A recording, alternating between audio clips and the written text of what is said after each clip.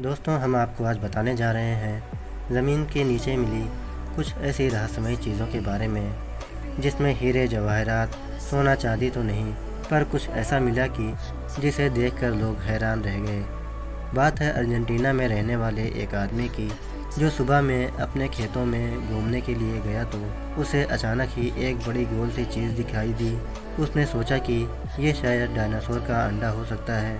उससे रहा नहीं गया और उसने खुदाई शुरू कर दी और उस चीज़ को बाहर निकाला तो पता चला कि ये एक जीव का कवच है जिसका नाम ग्लिप्टोडॉन है। लेकिन वहाँ पर जो लोग थे वो ये देखकर हैरान थे कि इतना पुराना कवच अभी तक बिल्कुल सही कैसे बचा हुआ है, क्योंकि जब उसे एक्सपर्ट ने देखा तो पता चला कि ये तो 10,000 साल पुराना है और जब उसका वेट किया गया तो वो पूरे 110 केजी का था। ये देखकर वो लोग हैरान रह गए कि जब इसका ऊपर का कवच ही इतना भारी है तो पूरा जीव कितना भारी रहा होगा। अमेरिका के एक स्टेट मिशिगन का रहने वाला एक किसान जब अपने खेत में फसल लगाने के लिए गया और जब खुदाई शुरू किया तो उसे एक जगह कुछ दिखाई दिया। उसने बड़ी मशीनों के जरिए कुछ मीटर और खुदाई किया तो एक बहुत बड़े जीव का सिर मिला। साइंटिस्ट के रिसर्च करने पर पता चला कि ये एक बहुत बड़े जानवर का सिर है जो कि आज से 15,000 साल पहले धरती पर रहा करते थे।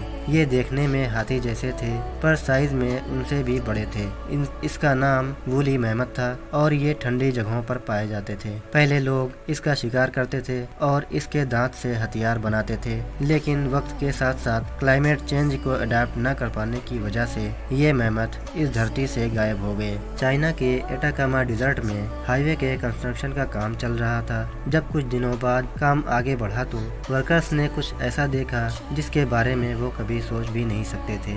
उन्हें वहाँ पर वेल्स का स्केलेटन मिला, लेकिन हैरानी की बात ये थी कि वहाँ पर एक दो नहीं बल्कि बहुत सारी वेल्स का स्केलेटन था। आर्कियोलॉजिस्ट की टीम को बुलाया गया और जब उन्होंने रिसर्च किया तो पता चला कि यहाँ पर तो पूरे 75 वेल्स का स्केलेटन है। लेकिन आर्कियोलॉजिस्ट भी ये नहीं समझ पा रहे थे कि इतनी सारी वेल्स एक ही जगह पर डिजर्ट में कैसे आ गई। रिसर्च से पता चला कि ये स्केलेटन 20 लाख से 70 लाख साल पुराना है और उस वक्त ठीक इसी जगह पर समंदर का किनारा हुआ करता था। वेल्स की फितरत है, जब भी वो बीमार होती हैं तो पानी से बाहर समंदर के किनारे आ जाती हैं। लेकिन रिसर्चर्स इस बात का अंदाजा नहीं लगा पाए कि इतनी सारी वेल्स एक ही जगह पर कैसे आ गई। दोस्तों, अगर आप लोगों को हमारी वीडियो पसंद आए तो इसे लाइक ज़रूर करें और चैनल को भी सब्सक्राइब कर लें।